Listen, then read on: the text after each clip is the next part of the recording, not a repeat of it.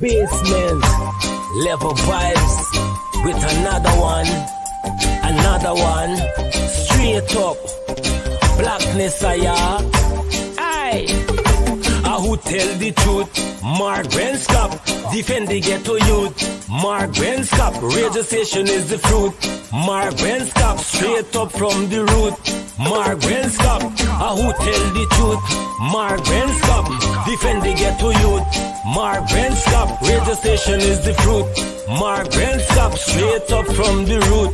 Mark Benscop, I do it for the love, him not do it for no money. Straight up, him attack, educating everybody. Big up my friends and big up my family. Turn on the radio, catch the vibes, it's integrity. Straight up, Benscop stands for unity. One people, one nation, one destiny. Free up the truth in the air, even the blind can see. The deaf can hear, the dumb can talk, the cripple can walk. Boom. Who tell the truth? Mark Benscop, defend the ghetto youth. Mark Benscop, radio station is the fruit. Mark Benscop, straight up from the root. Mark Benscop, who tell the truth? Mark Benscop, defend the ghetto youth. Mark Benscop, radio station is the fruit. Mark Benscop, straight up from the root. Mark Benscop, we have to gather wrong, grab a seat and sit down, pay attention. Education, liberation, we have to stand strong. Benscop upon the radio, lively up the program. Everybody call somebody and let them turn and tune and pon the radio and catch the boom song. We boom it up already, we have to boom it up again. Expose and reveal him. Who tell the truth?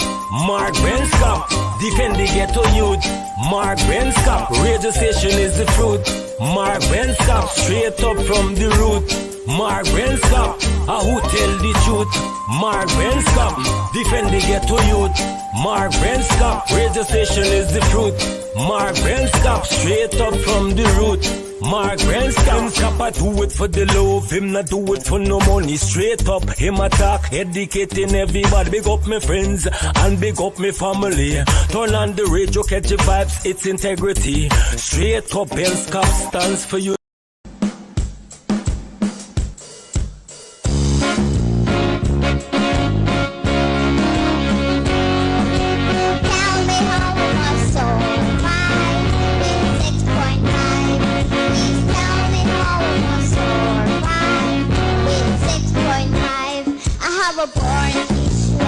Chest, I can't even rest. No cost of living, everything doubling, this thing troubling.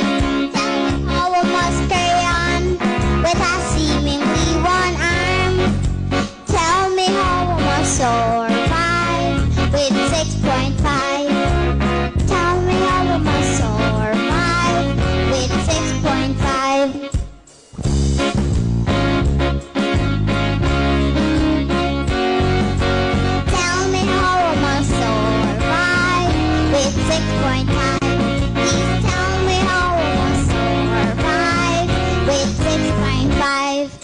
Every time I go to the market, everything skyrocket. Rice to beans, cheese to liver, then make me want shiver. Tell me how I must carry on with a seemingly one arm. Tell me how I must survive with 6.5. Yeah, my name is Jasmine Caldata Francis Vietnam, and since 1965, I become a voter, and I always place my X next to the cup. And what they are doing today, I can't take it. So I have no more vote to give to PPP anymore. I'm not going to vote anymore no more. If they have to lose by one vote, they're losing it by data. I have no. So this is Attorney Shellen, Washington. Owner and founder of the Washington Law Firm, located at 455 Utica Avenue in Brooklyn, New York. We're specialized in medical malpractice, personal injuries, matrimonial law, and landlord and tenant. If you're in need of legal representation, please give us a call today. The number to call is 718-877-3100. Consultation is free at no cost to you. So call us today to see if we can be of any assistance to your legal needs. Again, the phone number to call us is 718-877-3100.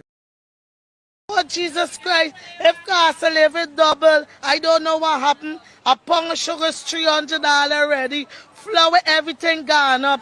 Everything just raising. You gotta get about $40,000 for buy good ration. You gotta get 3 man now. A weekend man, a monthly man, and a fortnight man.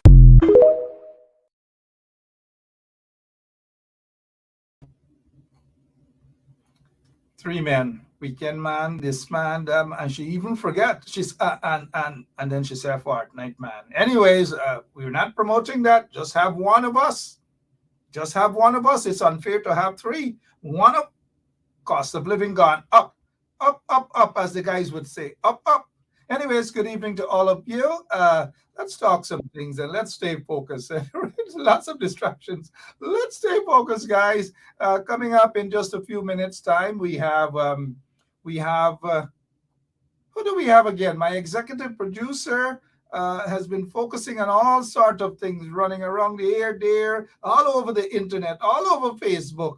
And then by the time you get to serious programs, everybody tired. They're snoring. And so Trevor Ben is with us this evening. How many of you guys remember Trevor Ben? He is with us this evening, a guy who transformed the Guyana Lands and Survey, man. Oh, it was those glorious few years at the Guyana Lands and Survey. Guyana Lands and Survey. Hey, guess what's happening? Lachman Aziz, she is here with us. Not in the studio. She's always there with you guys on the battlefield, as I call it. She's one of those battlefield activists on the ground, not just on social media, on the ground. Lachman Aziz, come on, guys. It's her birth anniversary today. You've got to wish Lachman a happy birth anniversary. I wish I had I could sing. I can't sing. It's my Sabbath, as Burke would say. It's my Sabbath. So it's Lachman Aziz's birthday today. Assalamu alaikum and happy birthday to you, Lachman. We appreciate the fact that you take time out from your busy schedule. You're always here with us. You always share the link, and you have gone through a lot with your butcher shop, the family's butcher shop burning down, all manner of stuff. You're still there. Strong family, strong woman. And so we say happy birthday to you, Lachman Aziz. Lots of people wishing you a happy birthday. Thank you all so much. Let's begin the rumble. I've noticed that our guests there behind the screen, so to speak, we don't want to keep them waiting. It is not good to keep our guests waiting, especially important guys. We also have, guess who we have? Let me see if you guys know who this name is. Kirk Fraser. Does it ring a bell? No, don't take us back to, what was it, mass games. He seemed like he's a mass game. He grew up in the mass games era. When Mr. Kirk Fraser comes on, I'll ask him about mass games. But let me see how many of you guys know Mr. Kirk Fraser, sorry. Kirk Fraser, the Caesars and the Caesars, the Gavin Caesar, Wayne Caesar. I think everybody's a Caesar, but his name is Kirk Fraser. Kirk Fraser is with us this evening as well. Let me see if you guys remember who Kirk Fraser, is. All right. And for those of you, other than Lachman Aziz, who's celebrating her birthday, if you are celebrating your birth anniversary as well, we can't leave you guys out. We can't. Happy birth anniversary to all of you celebrating your birth anniversary. If it's a wedding anniversary, if it's a getting left anniversary, if it's a whatever anniversary, happy anniversary to all of you. Guess what? A little bit of a sad note here. A good friend of mine, she has always been there in the struggle. Always there in the struggle. Always. Let me see how many of you guys know her. Hazel Austin, originally from South R.B. Barker Road. You can't miss her. When the buses pass, she'll let you know, hey, wait for me, I'm coming. That's Hazel. Once there's a protest out, Hazel is there in the protest. Hazel is all over. She is what I call a real activist on the ground. Hazel Austin has always been there. I recall she visited me quite a few times at the Camp Street University. You guys know solitary confinement at the Camp Street University. She's always been there. A good person. Always there in the struggle. She's a PNC, activist. I hope that the PNC would do something for her to remember her. But Hazel Austin is no longer with us. Condolences to the entire family of Hazel Austin. All right, we'll let you know when it's going to be her funeral announcement. We'll let you guys know that. But she was a good friend in the struggle, and always there. May her soul rest in peace. But guess what? Guess who's coming to Guyana? Ambassador Linda Thomas Greenfield, representative of the United States to the United Nations and a member of President Biden's cabinet. Oh, yeah, she's going to be in Guyana. Come on, guys, if you guys need to improve or get better, let her know what's happening. Corrupt Guyana. Let's move away from that for a moment. We have our guest, and I don't want to keep them waiting for too long. They're very important men. Trevor Benn, Mr. Benn, good evening, and Mr. Kirk Fraser, the Honorable Deputy Mayor of Nyamsadam, as we would say, Nyamsadam. Good evening, gentlemen. Good evening, Mark. Good evening, Mark. Good evening, Kirk. And good evening to all your listeners, Mark. Thank you so much. Good to have you. We haven't seen you in a while. Good to have you back with us, Trevor. We haven't seen the Honorable Deputy Mayor as well. The last time you were here, I was calling you Kirk. Tonight, I have to give you that respect in terms of your position, the title that you hold. Honorable Deputy Mayor, how have you been, sir? Good night, Mark, and good night to your viewers. I am doing pretty well, as you know, but I am deep down in the struggle for a better Guyana. We will talk about that struggle for a better Guyana in just a couple of minutes from now. But let me get Trevor. Trevor, I know everybody knows Hazel. Your take on her sudden passing. Well, Mark, I want to say sympathies to the family of Hazel. Hazel has been a stalwart. For many years, she is a known entity in every activity that supports the ordinary people. She's always out front, and we will miss her. We will miss her activism. We will miss her genuineness, and we will miss her commitment. I'm hopeful that, with her passing, there will be many more Hazel born or Hazel rising up to take her place, because we need that time. Absolutely. Genuine activism that focus on real issues. Hazel Austin was that person. And condolences. If you're wrong, Hazel will pull you out of a bus and tell you, you're wrong, pay the bus driver. I know you get money. That's Hazel. Kurt, you didn't know her, sir, did you? Yes, Mark. Comrade Austin was a very close friend of mine. Okay. Many times when we would meet at the various forum of the party, she would normally say it how it is, without who getting vexed. That is their problem. But she was this frank person who used to call a spade a spade. So I'd like to express condolences to Miss Hazel's immediate family and friends and all the other comrades who would feel the loss of Comrade Peden at this time. Absolutely. Hazel Austin, indeed. Hazel Austin. Yes. Thank you so much. Good person. Tell it like it is. Give you a few of her words, how she feels, or opinions, whether you like it or not. Well, you will on your way, Mark. Me care if you vex. You could long your mouth how much you want long your mouth. What you got in the back, Polari? You gotta help me, Let me eat Polari together. And that was Hazel Austin, a fun person, but she meant business. Condolences again. Let's touch on something big coming up. gentlemen. Something huge is coming up very soon, and this is supposed to be the elections of the Guyana Public Service Credit Union. Give us a quick and a brief rundown there, Mr. Ben, please.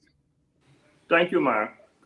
Mark, as you know, sometime in 2022, a group of members of the Public Service Credit Union decided that they would petition the Committee of Management for a special general meeting.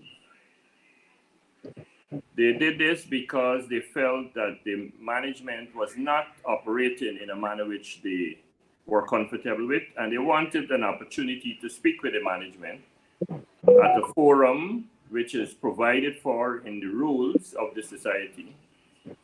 But as fate would have it, the Committee of Management refused to entertain the petition. So the members decided that they wanted to take this matter to court, and for the last 2 years, we've been back and forth. The judge in the matter has ruled on 3 separate occasions, insisting that there should be the honoring of the petition of the members' wishes, but on each occasion, the committee refused to honor the judge's order. On the last occasion, the judge made it a little bit more specific about what he intended.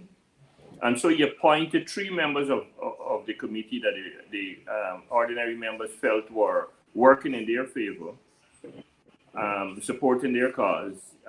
That's myself, Mr. Patrick Mentor, and Rajadai Jagannath were appointed to oversee the process leading up to this special general meeting. And so finally, we are going to be having a special general meeting held on the 2nd of March. In keeping with the members' wishes, the meeting will be held in all administrative regions. There's a list of places which has recently been published where the meetings are going to be held in the regions. And in Georgetown, it's going to be at the Critchlow Labor College, starting at 9 o'clock in the morning at each of the locations. All right, so let's just show a few of these members here. Team Ben, and these are some of the members. We hope to have some of them next week as well. Mr. Deputy Mayor, let's get your take on this upcoming elections, sir. Well, Mark, I become involved in this struggle after I recognized that the credit union was heading down a path that would not benefit its members. But I must say that before 2002, sometime in 2018, an election was held where we, the members, decided that we want a number of persons to manage the affairs of the credit union. And sometime in 2022, this committee became rogue, or some of the members of the committee become rogue, and they would have established, or they would have committed a coup on the chairman of the then chairman and insert themselves against the wishes of the members of the credit union.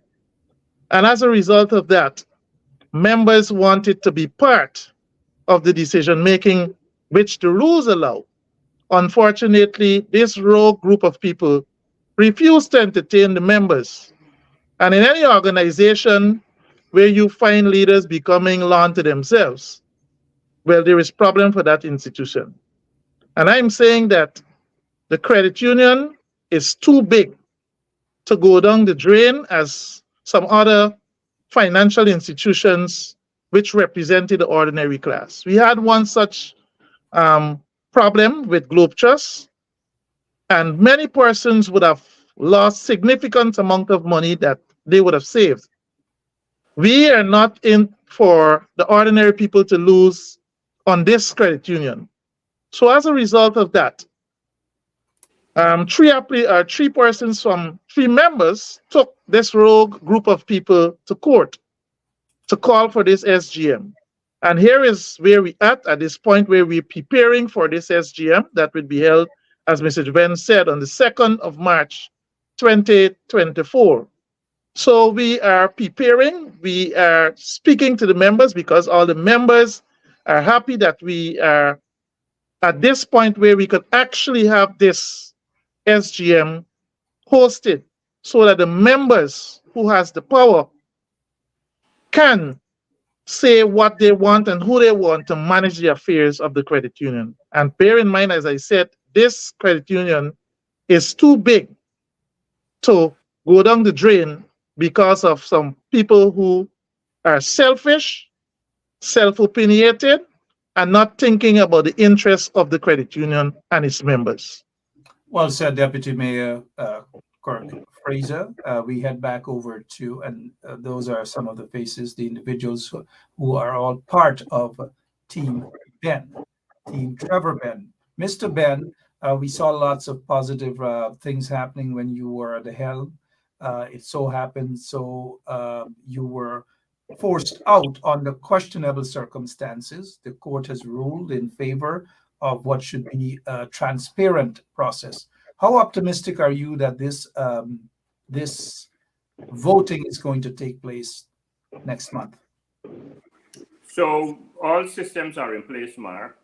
The petitioners asked for a number of things, which include a IT company out of Trinidad and Tobago that was used in 2021 when the last election was held. And we now have been able to secure that IT company. The company will be in Guyana to conduct the meeting as well as the elections, to support the elections. So that's one component that the members requested and has been granted. The members also requested that there be offices in all 10 administrative regions. We have identified places in the 10 administrative regions where the meetings are going to be held. And we are making arrangements for the members' accommodation at those meeting places.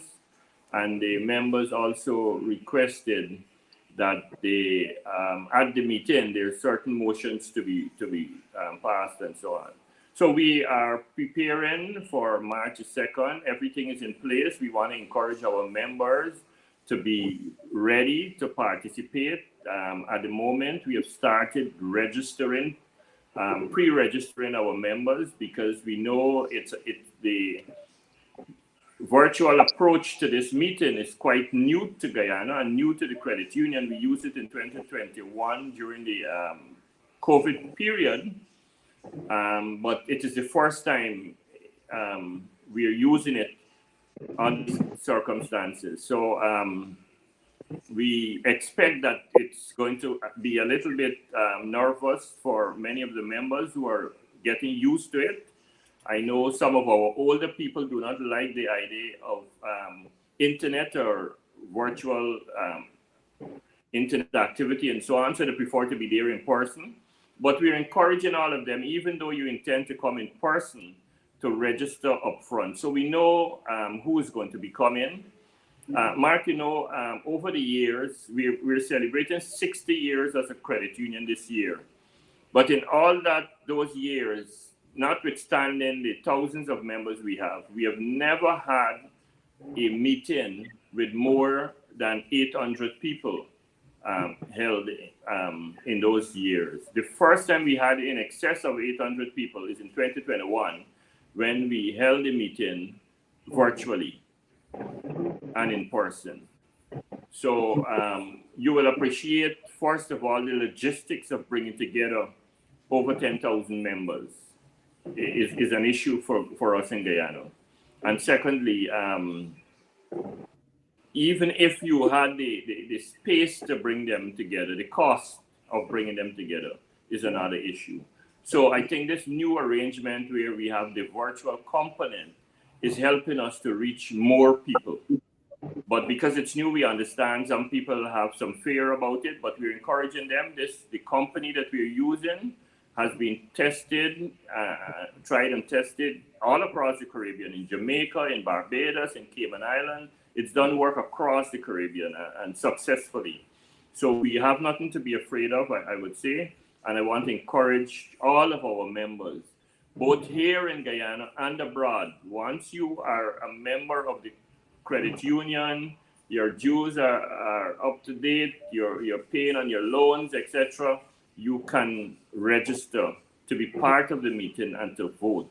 So whether you're in the United Kingdom or you're in the US, you're encouraged to register to be part of this event. It's going to be happening virtually, and we would like to see as many people as possible. So far, we are encouraged by the number of people who have registered. Like I said, it's the first time under these circumstances it's being used, and so I'm encouraged by the numbers of people who have registered in the last 3 days that we've started.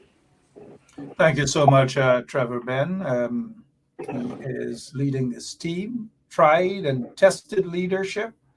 We wish the team, the entire team, the best. And folks, if you're a member of the credit union and your fees are up to date, meaning that you've paid your membership fees, you are entitled to vote. So go out there and cast your vote. And like it says here, vote Team Ben, tried and tested leadership. We want to move on to some quickly, Mr. Ben. I know you did say that you opt out of a meeting to be here with us, always there with your team. But I know, and moving away quickly, you're a fighter, you're a visionary. We saw what you did over at Lands and Surveys, and we saw what you did when you were there as head of the Public Service Credit Union. A visionary indeed. But just moving away from that, I know you've had the trials and tribulations, being persecuted with trumped up charges and all manner of things right after these folks were installed into office. Can you give us a brief rundown on what's happening with your cases, please? So as you know, Mark, in 2021, I was charged, 3 charges actually, for misconduct in public office. Those charges have been back and forth in court since 2021, almost every month. The cases are being put off. Finally, the trial started last month, early this month, sorry. I think it was on the 11th of this month. So we are looking forward to the evidence that the government says they have to bring forward. We are confident that we will beat those charges. They are trumped up. These issues that they are dealing with are administrative. There's nothing corrupt about any of the issues that they've brought me to the court for, and we will beat those charges. So I have a good team of lawyers, and I'm confident at the end of the day that I will be vindicated. We are all confident that you will be vindicated. All those charges, of course, they've been dragging their feet on it, as made to understand that the then president of the Cooperative Republic of Guyana has issued a notice saying, look, he holds full responsibility for every single thing. But yet, Mr. Ben, I'm not sure why you're still before the court, other than we can just assume why. Yeah. Nothing more but vindictiveness and persecution. Yes, you're right, Mark. The former president, President Granger, has issued a witness statement indicating that at all material time, he was kept abreast with my activities at the Lands and Surveys Department, and he was aware of the transactions for which I was charged. And there is nothing untoward in relation to the activities for which I've been brought before the court. And that will be brought out in the course of the case, and we will see where that goes. But like I said, these charges are really administrative and should not have been in the court in the first instance. But if you recall, prior to 2020, there were a number of threats made to me personally and to several members of the APNU administration about being locked up. At several press conferences, that threat was made, and so they delivered on it. But Mark, I don't want to personalize this because the credit union issue is not about Trevor Ben. In fact, they are trying to make this special general meeting about Trevor Ben. It's not about Trevor Ben. It's about the members feeling like they have not been taken seriously by the Committee of Management and want to bring some order back to the credit union and to make sure that they can deliver on their expectation. You see, Mark, in 2018, when we started at the credit union, the place was a rundown institution in every sense. There was nothing to really be proud of as a member of the credit union. And we did a lot of work, and I don't want to take full credit for all that has been done, even though I was the chair and I brought a lot of ideas to the committee, which they took on board. It was a collective decision. But the changes are evident at the credit union over those years. And the members saw it, and the members liked what they saw, and the members wanted that to continue. You will recall, however, that in 2021, when we had our AGM and the elections were held, I led a team into those elections. Some of the members on that team were not necessarily part of my original team, but they begged me to be part of that team. And I accepted them in good faith. And immediately as we started our term of office, there was one member, for example, who insisted that he wanted to challenge me as chairman. And a number of things happened after that. And so here we are. But Mark, there's a lot of rumors and allegations being made against what I did at the credit union and what I didn't do and all of that. But I stand very proud on everything that I have done there. And I can assure the members of the Co-op Credit Union and the general members of the country at large that there's nothing untoward that I have done while I was there. My time there was spent thinking and working for the upliftment of the ordinary people and the ordinary members. In fact, we introduced for the first time when I got there what we call Christmas promotion. And in every Christmas promotion, we try to make it to reach the ordinary members, and so they saw what we did and they liked it. They wanted to continue. However, since 2022, we have lost most of that. We have gone on a spending spree. The Committee of Management have gone on a spending spree. They've been traveling all over the world, and they've been spending a lot of the members' money without bringing benefit to the members themselves. And the members don't like that. They see what's happening and they don't like it.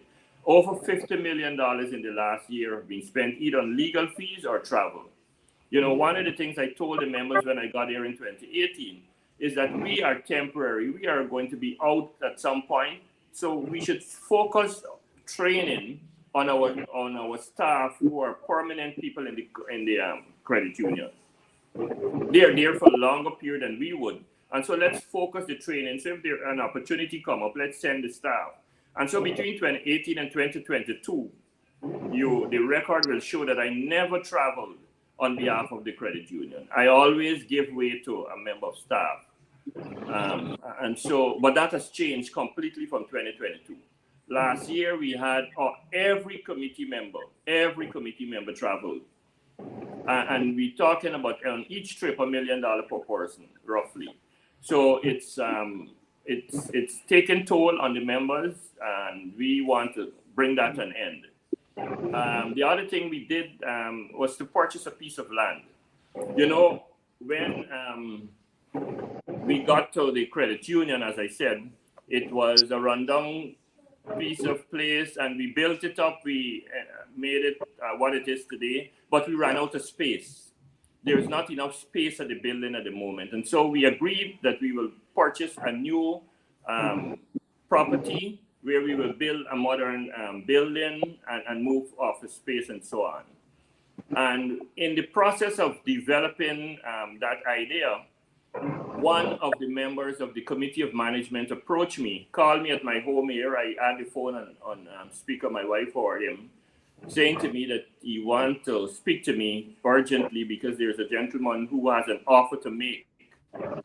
So I agreed to meet him at the credit union office, and when we met, he said to me that there's this gentleman who is willing to offer us $3 million if we buy his property on Durban Street. And immediately I cut the conversation and I went to the finance manager.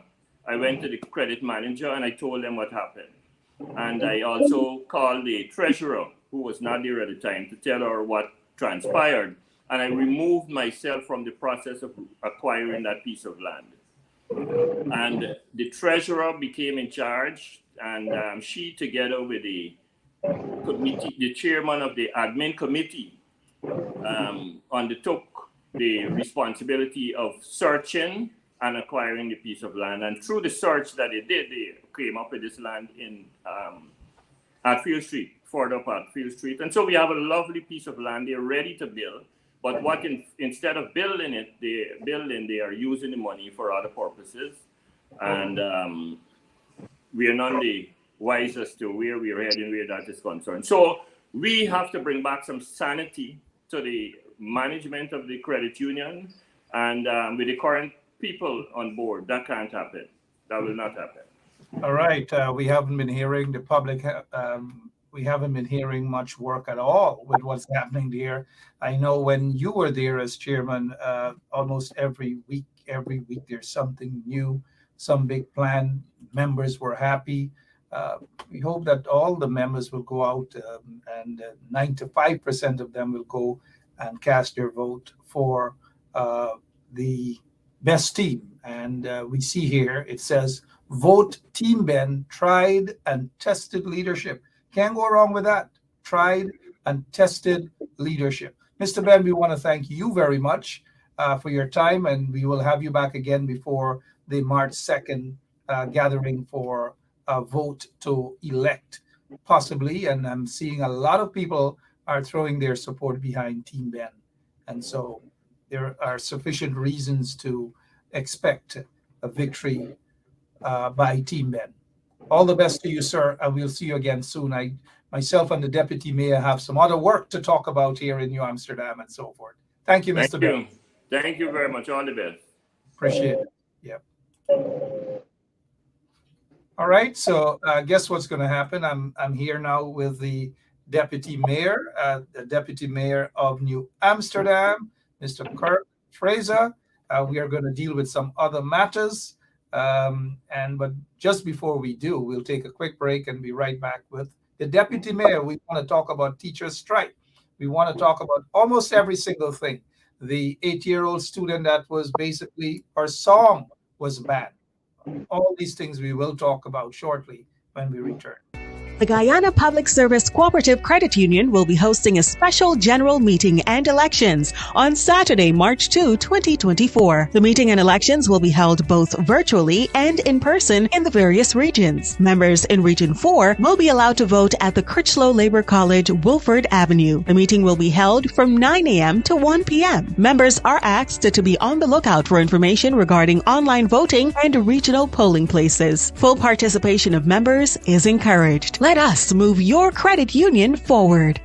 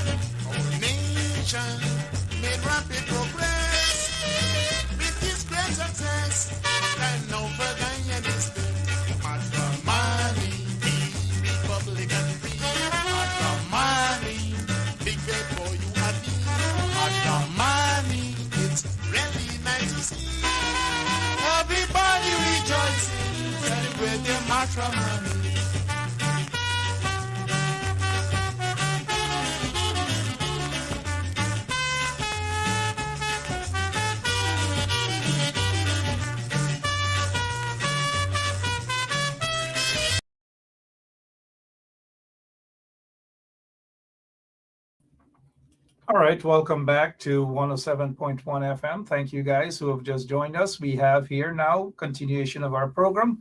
The deputy mayor is still with us, Kirk Fraser. That's the deputy mayor of New Amsterdam. What's happening in New Amsterdam? We see the teachers strike, and let me say kudos. They have won this case thus far. That the judge, the High Court judge says, look, the regime should not be taking out any fees, should not be touching people's teachers' salaries and so forth and so on. But give us a brief rundown. What's the strike? What sort of impact it's having out there in New Amsterdam and also other parts of Region 6? Mark, well, what I would say that the strike that the Guyana Teachers Union would have called is one that is very, very effective. Schools across the length and breadth of Region 6 is actually closed. Many teachers are out there because we think that our struggle is real. We're fighting for a just cause at this time. So throughout the length and breadth of Region 6, you'd find schools that are empty, completely empty. Last week, I was listening to the vice president, and he said that he's upset with some of the parents who continue to keep their kids at home. But why send the children to school and there is no teacher to teach them? Many things can go wrong in such situation. So I support the parents keeping the kids home until this issue is fully resolved and there can be normalcy back in the education sector across the length and breadth of Guyana. Well said, Deputy Mayor. What about New Amsterdam? I know usually there are school children all over Pitt Street and Main Street and all over, busy place. How much of an impact that is having on businesses as well? Because the numbers have gone down drastically in terms of students on the road. Well, Mark, this, as I said, that the rippling effect of the teachers being on the streets somewhere that they don't want to be would have caused tremendous hardship on many different sectors in New Amsterdam, for example. Communicating with the taxi drivers and the hire car drivers, they're feeling the effects because in the morning, normally there is traffic jam along Main Street as well as on Republic Road. You could literally drive free. In the past, you had to take probably about 10 minutes to get from one end of Main Street to another end. It is about 30 seconds or less than that. You can drive from about the Arch to about High Bridge because you find that nothing really is happening. Businesses are also affected.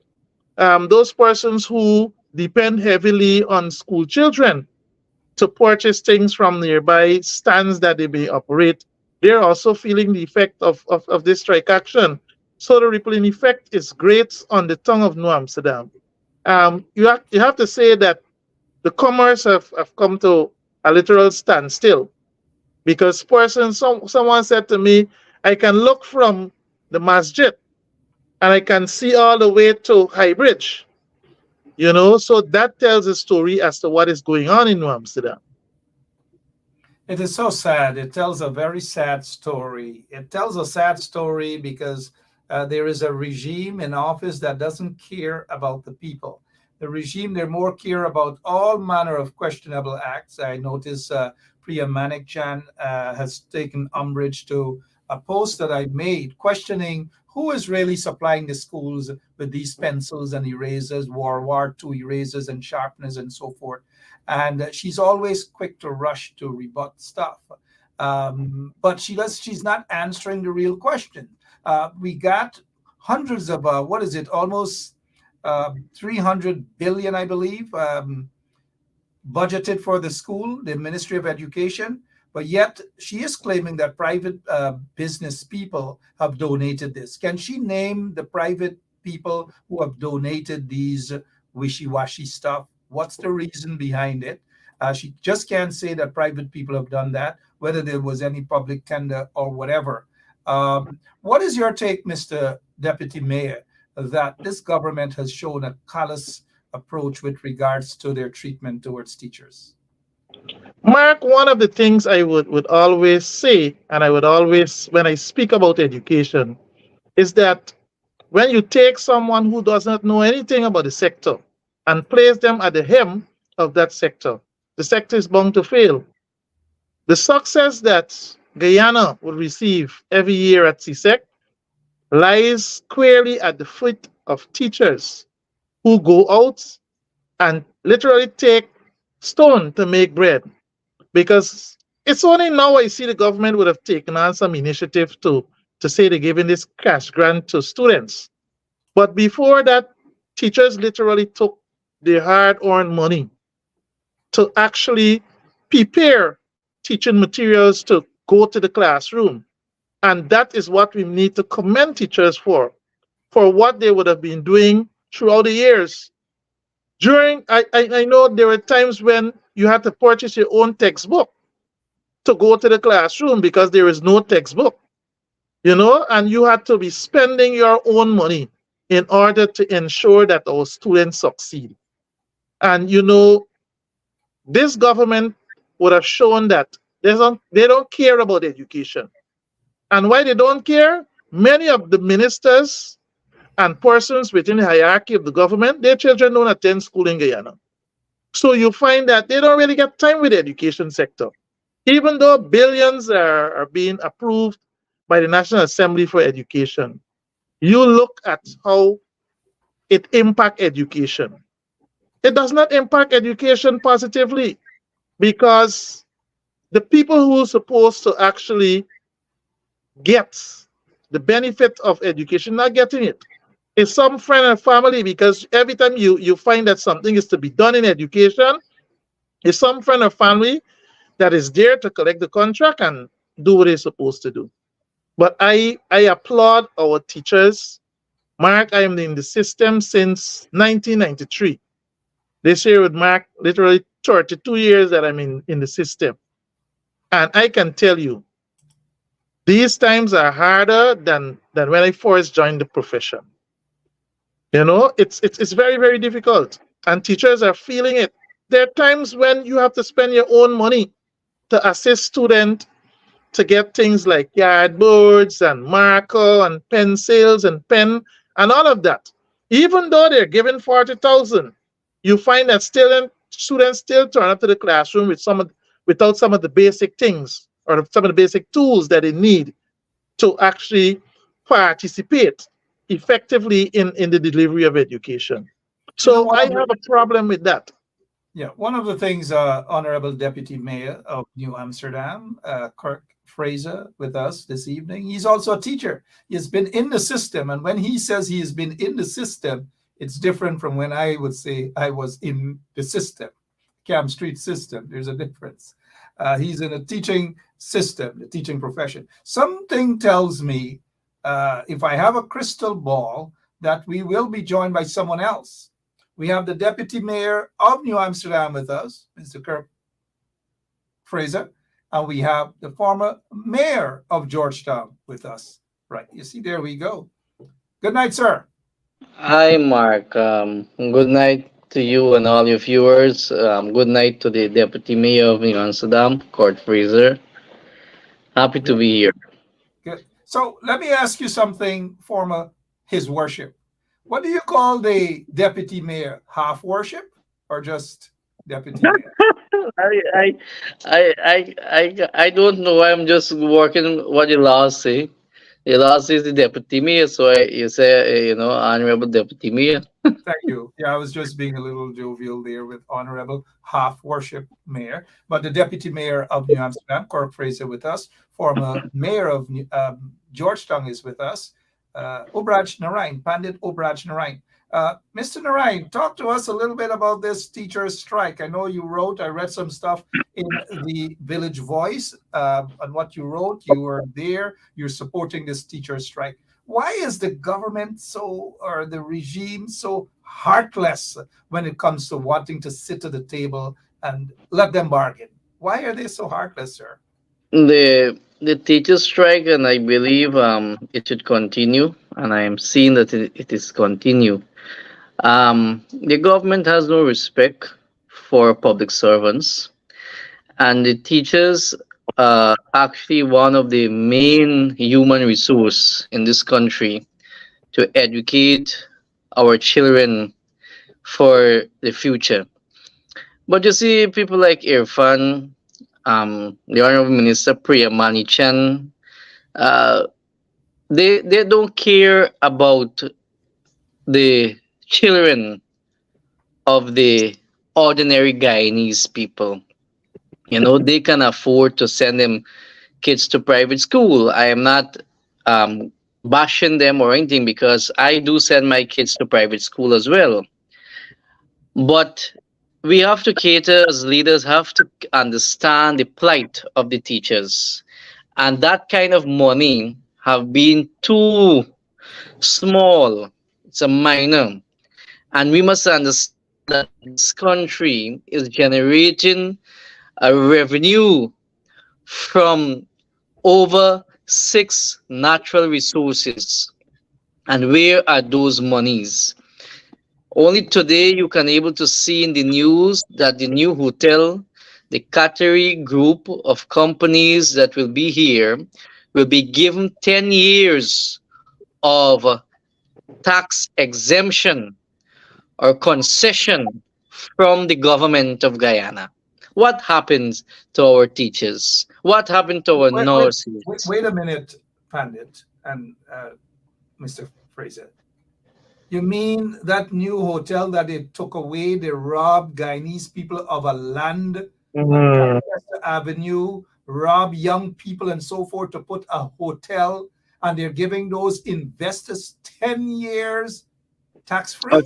Of concession, 10 years. 10 years? Of exemption from and nothing for all teachers? taxes. Wow. Continue, sir.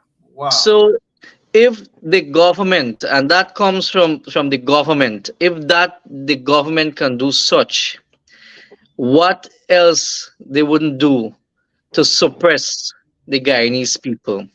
But you know something, Mark and Deputy Mayor, and our viewers, we are taking things too easy and lightly in this country as citizens. I am not speaking of violence. I'm not speaking to come out to do criminal activity. I don't believe in those things. But we should take the roads and march in numbers. All the unions and civil society organization and religious bodies should come out against this hypocrisy of governance of this country. I have not seen yet a religious entity, a religious body issue a statement to call on the government to negotiate or work out something for the teachers. I haven't seen the private sector commission make a statement. I haven't seen the Georgetown Chamber of Commerce make a statement. These people make statement on occasionally where they can benefit and where they can be a mouthpiece of the PPP administration. And I'm saying to the Guyanese people, if we don't wake up, we will be sleeping for the rest of our life, and our children and great-grandchildren and great-grand, we left them sleeping in this kind of nonsense that is happening under the Ali administration. I have no apologies to make. They can come and lock me up again and take me before the court. I am saying that we as leaders have to stand up. We as leaders we cannot frighten, lock up, and police. We must not afraid of going out there to represent this country and our people. We must able to face the heat, the fire for our people, and any storm for our people. We must stand up with them. We must not be issuing statement alone, but we must see actions. And I'm calling on every Guyanese, every civil society organization, let us come out in numbers and show this government the power of the people. We must not sit in an office and issue statement.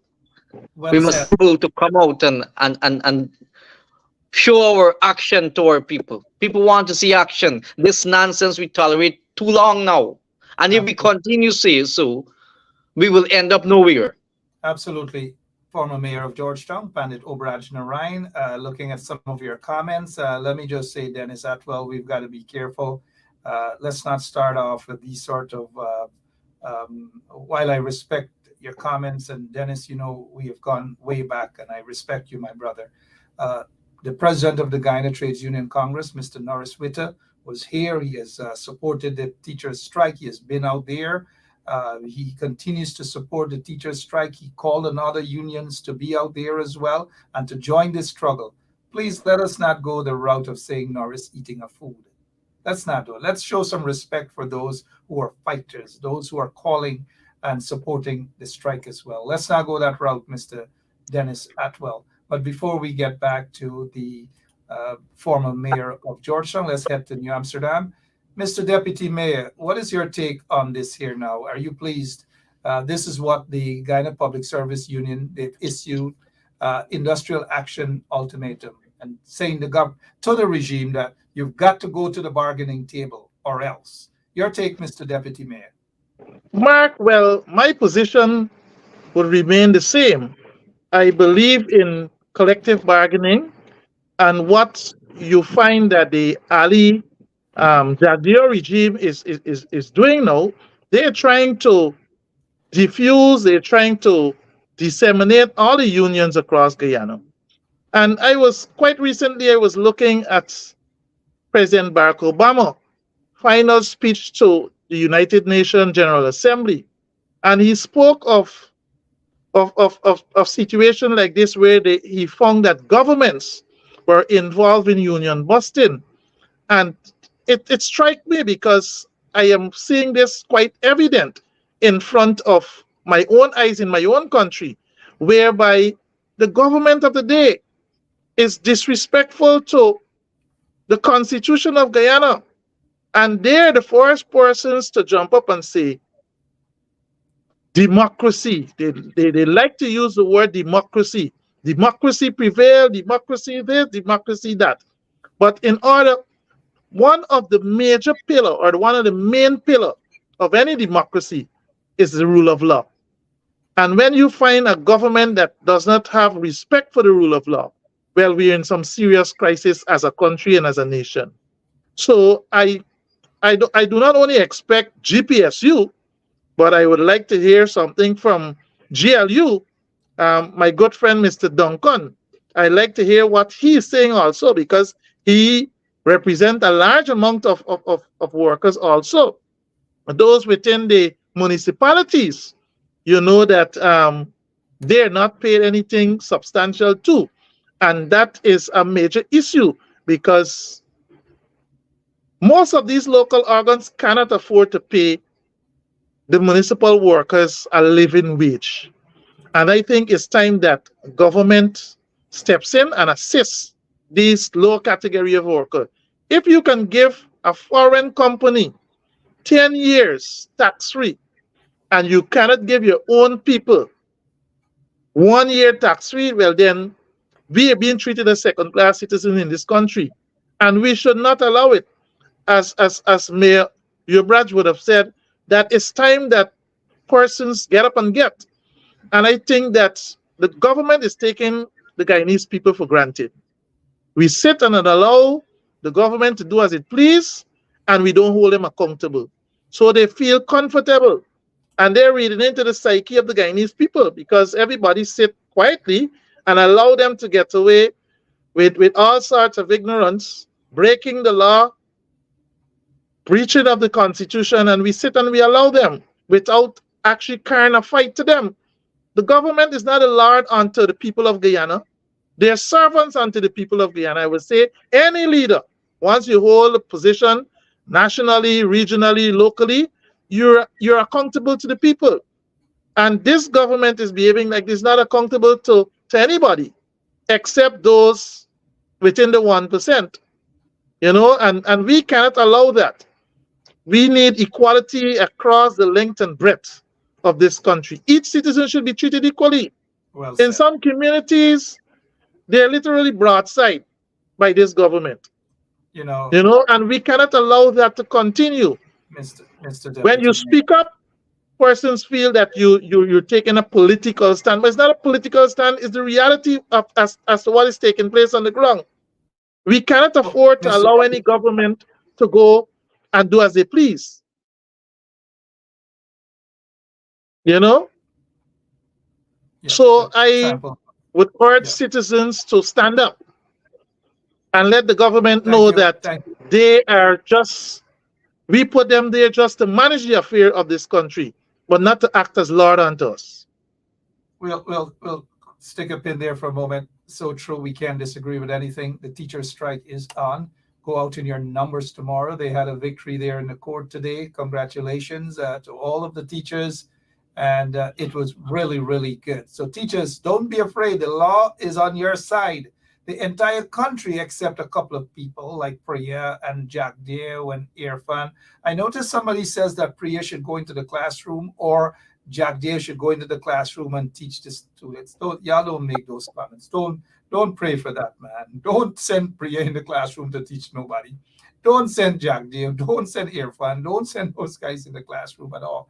But this is ridiculous. Shame on the corrupt PPP regime. This is it. Jack Deo Qatari hotel land belongs to state. It belongs to state, and this is the hotel, Jack Deo friends and so forth. I don't know if anybody's getting a kickback. I don't know who's getting a kickback, but usually when these deals and 10-year sweetheart deals, no taxes and concessions and all these manner of things, and poor Drupati and poor Wavni and so forth from the quarantine and Linden, they got to pay taxes for every single thing. But you have a foreign company got into Guyana and then get in 6 months duty free or whatever, 10 years, guys, 10 years. But let's talk about this land here, please, Mr. Mayor, former mayor of Georgetown. Let me talk about this land. Jack Deo is saying, 1 second, sir. Thank you, Pandit. Jack Deo is saying that this land, a state land. That's what he's telling the Guyanese people. So because it is state land, them can take them and do anything with it. Talk to us, Mr. Mayor. Talk to us. Well, Mark, I want to say this. Jack Deo is known to be a pathological liar to this nation. And that land do not belong to the state. I haven't seen the mayor of Georgetown, my good friend and colleague back then, issue any statement as yet on this land and this investment. I've saw issue make a comment at the energy conference, but those lands at Carifesta Avenue, which a part is leased to Mr. NIS. You have NIS. You got the piece of the still up to the opposite Eveliri. All of those areas have been leased from the transport from the city. And I want to say this much, that those lands was handed to the Crown. And from the Crown, it handed to the city of Georgetown. So Jack Deo and Mr. Nandalal need to go and do some research, because those documents and the survey plan that they publish in Starbrook News is a wrong plan, because the plan stated in the official gazette in the Crown in the British days, stated who had drawn the plan, and the plan number is stated there as well. So there's a corruption even with the plan that they put out there. Yes, they have to do something at Lands and Survey to undermine the original survey plan of that entire plot of lands. Wait a minute. That entire plot of land, corruption, according to what we possibility of high-level official corruption. Now wait a minute, Mr. Mayor. I call you Mr. Mayor still, even though you're former mayor of Georgetown, Pandit Obraj Narayan. We just can't talk these things to let people think that we're just talking, Mr. Kirk Fraser, right? Or Pandit Obraj Narayan, my guest this evening, to let people think that we're just talking. Because oftentimes Jack Deo and these guys, they love to say, oh man, a propaganda, or whatever. Where is our operator, Lemon? Can you show the evidence, please? And Mr. Mayor, former mayor, we're going to surprise you with this here. We'd like for you, though, to explain what's happening here. Here it is. You just spoke about, this is, what it was, a 30 million something. And then they have This here, the transport. What's going on? This is the transport. I don't know if this looks familiar. If you're seeing these sort of things here, tell us what this is about, please. We got a hold of this. I believe this is a transport. This is for another property. Let me just talk to our operator, Lemon. We need the correct documents on here. We'll deal with this shortly. But let's touch back on that Qatari hotel, $300 million investment that Jack Dale, they apparently took this land away that goes to the city of Georgetown, that belongs to the people of Georgetown. Continue, please, sir. Continue. Yes, let me say the official gazette of the British days got the plan number and also the who drawn that plan. So what they put in Starbrook News and what they publish there, it is false. So somebody in the Guyana Lands and Survey is tampering with the original document for that whole plot of land, including Nompel Park. So the transport is there with the gazette. And I'm sorry I'm not at the city council, because those things should be made publicly already. And these matters should not be taken lightly by the city council. The city council need to come out and talk to the citizen of the city and the country at large. All this investment is happening without any consultation in the city. Well, not under my leadership. Those things that took place under my leadership, I came out boldly and speak against it. I am not anti-development. I want to see development in my country. I want to see development in our city. But remember, you have a city council, you have a municipality where you have a soil turning for such a project, and the mayor of the city didn't be invited. They didn't consult with the mayor and council of Georgetown. What nonsense! And this government speaking on democracy, publish false information in the news and the media to show people what. So those documents are there, but Lands and Survey got a big role to play in this kind of corruption and confusion and destruction of our lands in this country. You cannot duck or hide the original documentation for lands in this country. You can't go and produce one just like that because it's your friends and investors. No, you have Guyanese people right here who want to put up hotels, who want to invest, but they will never get a concession of 10 years. Guyanese don't get concession like that if they started a business. So those lands, I want the public to know, and I believe the city council should challenge the government in the court, because I know for a fact the documentation is there.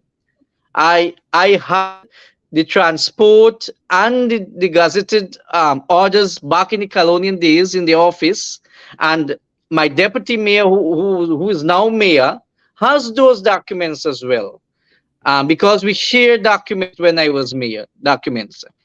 So I believe this should not be taken lightly. This matter should be taken serious. Those grounds is for recreational purposes and should not be changed. If they wish to change the land use for development purpose, go and consult with the city council. Go, and then it will move to housing and other stakeholders. You need a round table discussion. So this nonsense that the vice president and the president and all the ministers of government is tolerating, it is undemocratic. It is a dictatorship. It's becoming like Hitler. So we must not stand up as a democratic society and a nation to these nonsense that the government is doing in this country. We must stand against it. When the government do good, I will speak good and speak great about the government. But with this nonsense and disrespectful to our public servants and local government, we cannot allow those things. And local, for example, sorry I don't have the information. I will send it to you, Mark. There's a letter I wrote to the Vice President through his secretary in 2020. Identify projects of the city. Projects of the city. I have seen some have been executed. And those are the city council initiative. But let me tell you, many people want to know why I'm not that publicly anymore. I am in my corner. I'm looking on. And I'm ready to take on this government at any time. I challenged Minister Dharmlal for a national debate. And I said to him, when he was Minister of Local Government, he will demit the office before me, and so said, so done. Right? Because the PPP is based on propaganda and false news to this public. And people are not reading the constitution of this country to understand the rights of this country so that they can able to speak out on this government. But let me say that we need to act as Guyanese, I'm not speaking here for a political party. We Guyanese need to come out. Whether you're supporter of the PPP, you're supporter of the People National Congress Reform or AFC or APNU, we have to stand up to the nonsense this government is doing, because our children and grandchildren will face the blunt of the day. You know, thank you so much for that mouthful there of information. And, you know, it bothers me that with all of this information you spoke of, that the current mayor, all he did the other night on some newscast was just a bit of babbling, and that he was not invited even to that event where the open or the sod was turned or whatever they turned, $300+ million invested. And on top of that, 10 years of tax-free, duty-free concessions. 10 years, that's what they give those that company, Jack, their friends and cronies and so forth. And the mayor of Georgetown just went on some newscast and blah, blah, blah, and that's the end of it. He has the plan that contradicts, according to what the former mayor just said, that contradicts lands and surveys. And I have a problem with lands and surveys if that is what they're doing, allegedly. I have a serious problem with that, but we'll deal with that on some other occasion. Back to New Amsterdam. What's happening in your town, please, Mr. Deputy Mayor? We heard during the local government elections, Jack Dale and Irfan and all of them jump on horse car, donkey car, king, cutter truck, and they rush down with their SUVs and everything, telling the people of New Amsterdam, oh, by we care about you. We love you people in New Amsterdam. What's happening in New Amsterdam? Do you guys feel that love? Do you guys see that love? Mark, the similar situation that is taking place in the city of Georgetown is similar to us. Before the last local government elections, we received a letter to the effect where the government, there is lands that falls within the boundaries of the municipality, and the government would have written us through Lands and Survey stating that they would be utilizing those lands. And all along, all those areas that we find that we can find vacant lands, the government are either utilizing it for themselves or they're giving to one of their cronies. For example, there is an area on Water Street in the Stanleytown area, an area that is known as Mudlot. Quite recently, we received documentation to the effect where Lands and Survey, same Lands and Survey, is issuing lease to persons to operate new businesses in those areas. And when I did some research, I had a surveyor who is very experienced, and he said that once these lands are located in municipalities or local authority areas, those lands belong to the local authority. But you find that there is a unilateralism that is taking place, whereby the government feel that any land that is available, that they should give them to their friends and family. The ordinary people can't have a piece of land to construct a home, but persons who they conceive to be the 1% are acquiring lots of lands all over, and I feel that the ordinary people will become second-class citizens in this country because the government don't have time with the ordinary. And I'm not talking about Afro-Guyanese. I'm talking about Afro-Guyanese. I'm talking about Indo-Guyanese. I'm talking about Chinese, Portuguese, and so on. All 6 races would not have anything for future generations at the rate in which this government is going on, because they show no respect for local democracy. In 2020, last year when they were fighting for local election, you hear all the bright plans of as what they're going to do and what they're not going to do. To date, it remained the same, because if they don't have dominant control over these organs, nothing is being done for these organs. And Amsterdam is suffering in the same fate. Imagine these people would have hired some community enhancement workers, attach them to the municipality, but we cannot have the use of these people. These people are only there when there's political work to do. They take them and send them to do political work. So the municipality is not benefiting from them cleaning the drains, etc., etc. They are now micromanaging the entire system. And it makes the local council look like they're not doing anything, because they take the workers and they put them to work where they feel like. So you find that we're literally handicapped. Let me ask you this, Mr. Deputy Mayor. Thank you so much for that bit of information.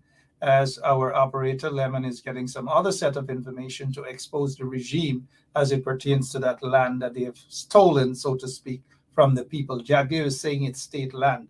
Just like his property where he has there, that he has there in that compound at Pradoville too. He knows that that's private property that they took away, according to information, took away from people. But let me ask you this, Mr. Fraser. The subvention that they gave to the city, the municipality in New Amsterdam, how much is that subvention? And what is it sufficient to run the city, to run the town, sorry? Mark, we receive a yearly subvention of $18 million. I was going through some documents. 18 million, sorry, sir. 18 million Guyana dollars, right? Which is 18 million, yes, 18 million Guyana dollars. About 70,000, 75,000 US. Yeah. Go ahead. Yes, we received $18 million. I was going through some documents recently of some award of contract for roads, in different areas along Region 6. And the average for one of those contracts to do a road is over $22 million. So if you're giving a large town like New Amsterdam $18 million, can that effect any change on the lives of the citizens of New Amsterdam? No, it cannot. $18 million is nothing to run a town for a year. And what they would do, they give you half of the subvention, right? In the first quarter of the, or sometimes half of the year, then they give you the first tranche of the subvention, and then they would wait till the last month in the year, till December, to give you the second tranche. So it therefore means even if you have things planned to do, you have to rush it through, because they're giving you it when you feel like. So you can't be able to do anything. $80 million is not no money to run any town or any local organ. Certainly not. I noticed that folks are saying that the lights at Jubilee Road. What's going on with the lights there, Mr. Deputy Mayor? Well, we would have put up. I would like to make a contrast between the last administration, the APNU administration, and the administration of the PPC, Ali Jagdeo regime. During 2015 to 2020, we had lots of support and we were able to make changes. That road, that's the Jubilee Road, is one of the roads that fall within my constituency. We had put up lights there. but persons would have climbed the posts and took down those lights. All right? The last administration. When you say Mr. Deputy Mayor took the lights down, you mean they thieved the lights? Yeah, they stole the lights. Good, thank you. Right? So we have to look at another way and mean of putting up lights in those areas, because that area is one of the main areas to catch one of the largest area in the township. That is the Angais Avenue area. And security we have to take very seriously. It was brought to our attention. We are looking at ways and means that we can find a resource to put back those lights in those on that stretch of road. And that stretch of road, we were able to get that under the last administration. And mind you, this administration, contractors are coming from all walks of life, storing materials, breaking up that road. So just now you find that they're broken for fix. Yeah, let me ask you this, Mr. Deputy Mayor, before we go back to the former Mayor Pandit Obrajnarain. All of these things we're hearing about New Amsterdam, you guys are running that town. You're the Deputy Mayor. There's a mayor there also. What exactly are you guys doing to stop these sort of illegalities by the PPP regime? Well, there isn't much that you can probably do unless you take them to court, because there is nothing. These people operate like they don't have respect for laws of this country. Well, you guys have responsibility for that town. I'm not going to sit there as the mayor. 1 second, sir. I'm not going to sit there as the mayor or even the deputy mayor of New Amsterdam and allow this impasse from a corrupt regime. I'm not going to do that. What are you guys doing? Well, we are in consultation with our attorneys to deal with this issue. For example, the New Amsterdam prisons owed us rates and taxes for since 2020. To date, we can't have those. They are putting up about 8 buildings there. We made, our town clerk would have written to the PS of the Ministry of Home Affairs. No response. In order for those buildings to go up, there have to be a plan, right? And the city has to approve that plan. Yes. The engineer. Unfortunately, it is not done like that. We're having a crisis in the local government system because they don't control, so they don't have no time. They do as they please. This is the reality that taking place. And Georgetown is no way different. Linden is no way different. All those local organs that are not controlled by the PPP, they feel that they can do as they please. And you can talk and say what you want. They don't have no time with you. Mr. Deputy Mayor, they wouldn't have me talking that much. I'll shut the whole tongue down. I'll take the man. Probably God knows why I'm not the mayor or deputy mayor. We saw the mayor of Georgetown stood in front of a truck. He said, "You run me over. You kill me here today. Me go dead for the people." Mr. Mayor, former Mayor Pandit Obrajnarain, all of the problems and all of the wickedness we just heard that the PPP is doing to the people of New Amsterdam. Wickedness, vindictiveness. And this is the same PPP regime that jumped on the mountaintop and said how much they love the people of New Amsterdam. We're going to do all sorts of things here. They ran up there in New Amsterdam during local government election. But look how they're treating the people them now. You're not surprised, are you, Mr.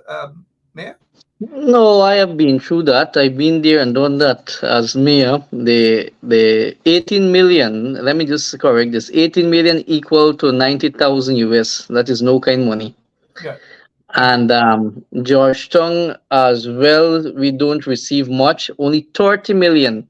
You guys receive 18, we receive a subvention of 30 million, which if we cannot run the city, cannot do anything much for the city. While there's an act called the Fiscal and Transfer Act, Section 7 of that act stipulate how you must be able to treat with Georgetown municipality and other municipality of this country. But the government, again, failed to acknowledge that act, which is the laws of this country of Guyana. However, I saw that Councillor Leland Saul make some valid points in a editorial that was published yesterday and today. And same thing editorial where so people can in Starbrook News and Village Voice. The Village Voice. Okay, take a look And at the Village Starbrook Voice. News. What? Yeah, go ahead. And he makes some valid points which I always make mention of when I was mayor. The evaluation had done since 1996, between 1996 and 1997. The Fiscal and Transfer Act, they failed to address those act and section. They failed to do evaluation for municipality, not only Georgia City of Georgetown. They failed to do evaluation. Now you have properties in the city, which I have make mention many times, paying $6,000 a year. Guyana dollars I'm speaking of, less than $50 US a year. You have property paying $150,000 who is renting the oil companies and so on in the city.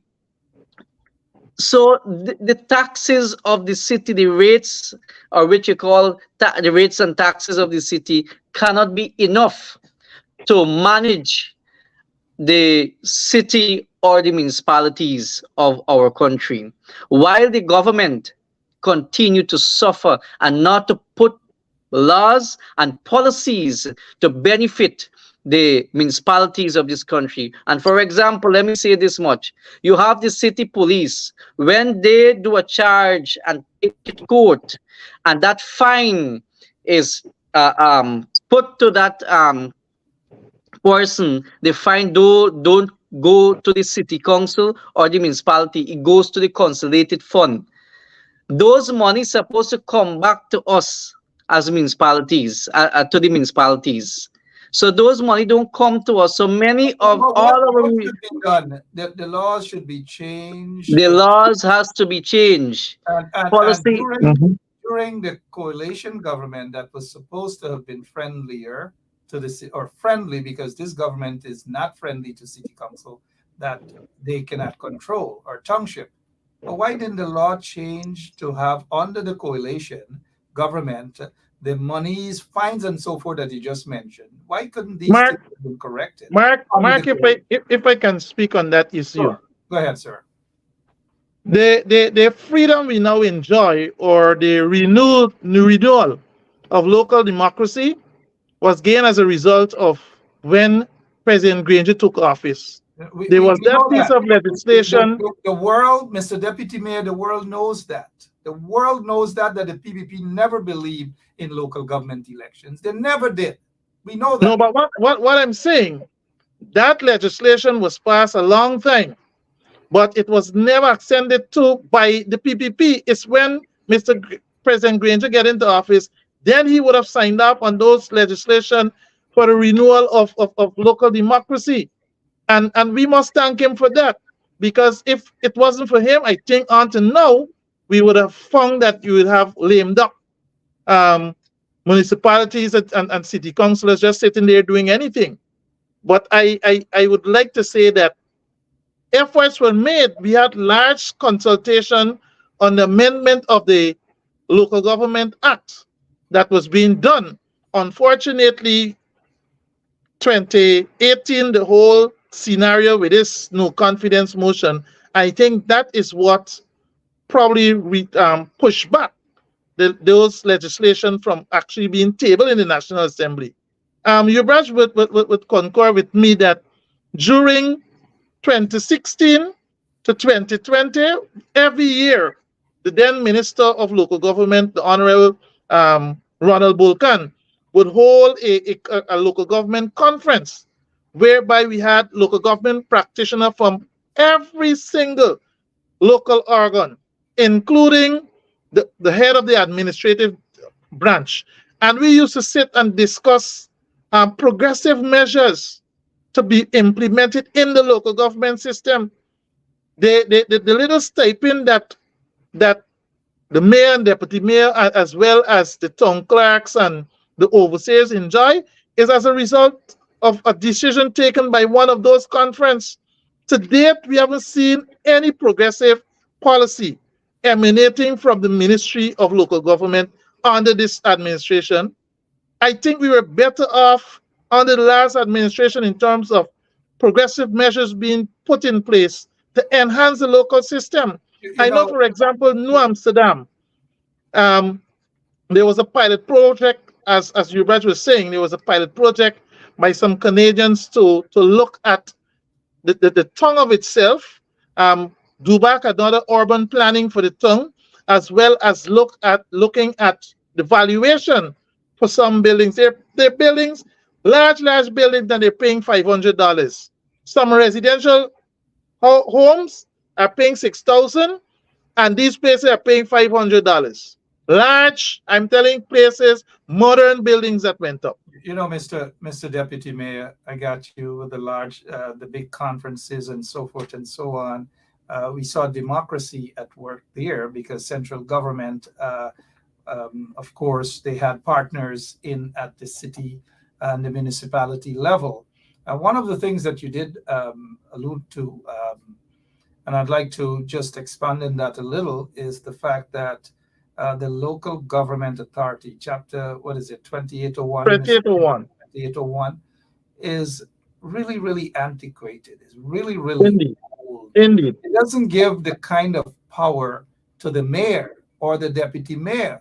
And in that lies the problem, serious problems. I cannot sit there, and as much I wanted to be the mayor of Georgetown, but y'all stopped me. They stopped me. It was okay. I sound like a Trump there. It was okay, right? It is way too antiquated. It is old. There's no way I'm going to sit as mayor and I don't have the power, and that a town clerk is going to wield all the power and all manner of things. That's the problem. These are the things that the coalition should have been focused on. But Mr. Mayor, go ahead. I concur with Fraser, Deputy Mayor, and your good self, Mark.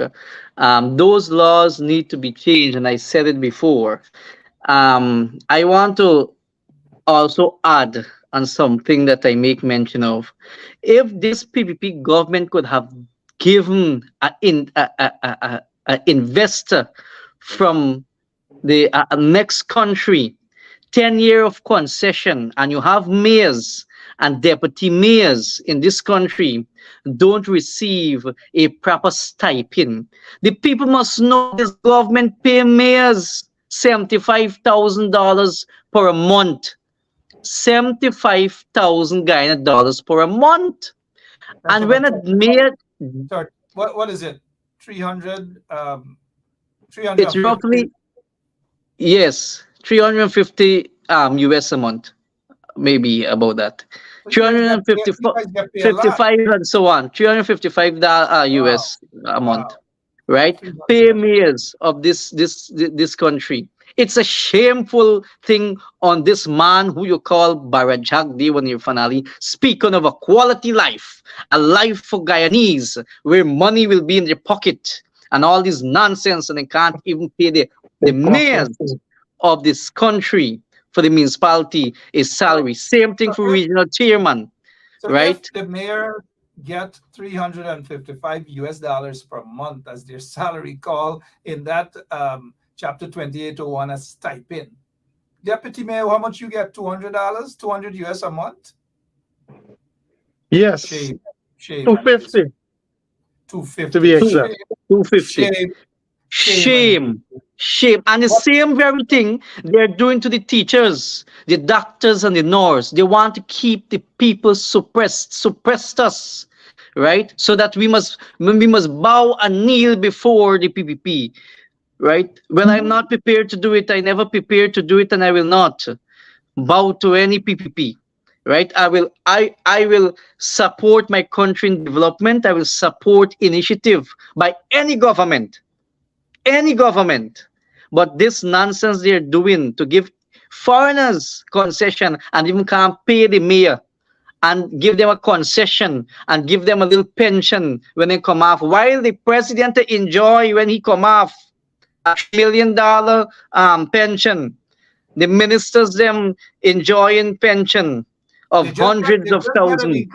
Mr. Mayor, they just got an increase on their salary of but Mark, let me say this: the increase that every year the government increase the percentage. Mayor and deputy mayor don't get it. No. Regional chairman don't get it. While the ministers them get it. Mr. Right? Mayor, You see how this thing unfair? Mr. Mayor, For- because you guys are not human beings. To this government, this regime, you guys are not human beings. The teachers are not human beings. To people like Priyamanik Chan and Irfan and Jaggi, y'all are not human beings. The public servants are not human beings. The Look- vendors are not human beings. That is how this corrupt, installed PPP regime treat the citizens. I am saying this. We're under colonial days again in a Worse than- modernized way. Probably Right? worse. A modernized way. We're under colonial days again. Jack Dewan is the master. Not- We have to bow before him, and the Guyanese people must kneel before him. The teachers must go Freedom House and walk up and kneel before Jack Dew. The mayors must kneel before him. The doctors and the nurse must kneel before him. Who is that Jack Dew? not- Who is not- him? no. Right? He is a custodian, yes, as vice president of a part of this country. But our man, the resources belongs to this country and all of us. Pandits. And this nonsense must stop. They get shamed, they're heartless, they don't care about. They're the reason why thousands of students are not going into the classrooms. They are the reason. Can they see? They should be calling to talk with the teachers union immediately. They should. And as I say, because this strike is going to definitely expand. It's going to get huge, as Trump would say. But look, Ambassador Linda Thomas Greenfield, she's expected in Guyana over the weekend. I hope the teachers will go out also over the weekend, parents and so forth, so that Ambassador Thomas Greenfield can see what is happening in the country. Because we were looking at the time, and I noticed Lemon Hand is going like this, but that's okay, Lemon. As they say in Guyana, humble yourself. Mr. Mayor, Pandit Obraj, thank you, Lemon. What's going on here?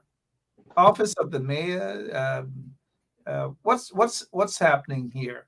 As we are able to get a hold of this letter, we seem to have lost the Pandit Obraj Narayan. We lost him. He should be back with us soon. We want him to explain this. But in Guyana, people seem to be bowing now. People are bowed to people now. And shame and disgrace, people are bowed to people now. Even in Guyana, we see what's going on. But we'll touch on that some more. Yeah. Mr. Obraj, what's happening here? Mark, oh, you get it. I sent out this here recently. This was a letter the vice president, if you look at it, he has requested information of projects information by the direction of the vice president, Honorable Dr. Barry Jagdeo. And I sent this letter to the project manager, who wrote me from the office of the president on the 26th of November 2020. And if you read this document, it outlined that we are not anti-development. We want to achieve the Sustainable Development Goal number 11. United Nations put forward that, and a list was sent to him as well. But the city did not have the finance and still don't have the finance to execute all those projects. And I make legal and policy framework are not. Yes, these are the projects. If you look at it, solid waste management, waste recycle plant, waste separation and collection, composting, waste powered energy.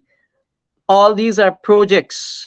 And if you notice use of the I can't see here permeable material of the pavement of the reserves, etc. Maintain the greenery. And you got the comment there at the next column. So all of these are projects that put forward to the government in 2020 by the city council. And I am happy that this thing is coming public. The city council has a plan, and a good plan for the city. If you notice, this here is building development. Community playground, rehabilitation of public parks and the bushing and the weeding of alleyways, all these things. Yeah, Border Green Market, modernize the Avatar building, administration building, rehabilitation of the conservation of City Hall, and all manner of things. We're seeing it here. You wrote to Jack Dave about this, and this was Yes. November 26, 2020. 2020, right? And also I make that the legal and policy framework, oil and gas policy and bylaws, littering bylaws, building bylaws, and the comment there at the side of it as well. Starbrook Market redevelopment, Border Municipal Car Park. All these are projects of the City Council, Mark, that put forward to the PPP government in 26th of November 2020. They don't care. Mr. Mayor, Right. They don't care. They're heartless. We see it every day with the teachers, but I'm told, and of course we're seeing evidence, the teachers are going to go out in their numbers. Parents are fed up. Students are fed up. Come on, guys. Go out in your numbers so that these vagabonds in the PPP regime, these cold-hearted individuals could be brought to the table. Collective bargaining is what it is. I noticed Patrick Yard, the president of the Guyana Public Service Union, has given them some time and said, look, they're watching. But people don't want you to just sit and watch. For 2 weeks, Mr. Yard, you guys have been watching. To say that you're going to give them an ultimatum and so forth and continue to watch, people want you guys to take your members out in the streets as well. Deputy Mayor. One more thing, Mark. I want someone to take a picture, or I will do it myself and send it to you, of Main Street development. This government, you know what they did? They started a project on Main Street, not only Main Street, all the avenue, and take up the drain. The drain is so fine that the volume of water that drain would not able to pull off. So while when the city flood, the ministers them come out and the president and all of them come out and blame the city council. They're doing nonsense with the drainage system in the city. I haven't seen a comment again from the mayor and city council. I have not seen they condemn that action by the government. Go to Main Street and you'll see the nonsense they're doing there presently. Maybe if you protest his office to call him out because he's been sleeping, he's quiet, he's not as aggressive as he should be. I don't know what's going on. I have my other personal opinions about him, but the city needs a fighter. We don't see any fighting spirit here right now. This is what, before we get to our closing remarks, Mr. Deputy Mayor, I know you've had a busy day. You're out there, you're busy with the teachers, you're busy as Deputy Mayor, trying to ensure that those guys don't thieve the lights and all manner of things. Your job well cut out. Mr. Mayor Obraj Narayan, let's go back. You're not surprised, right? This is Georgetown. Recently, someone sent this video here of Georgetown.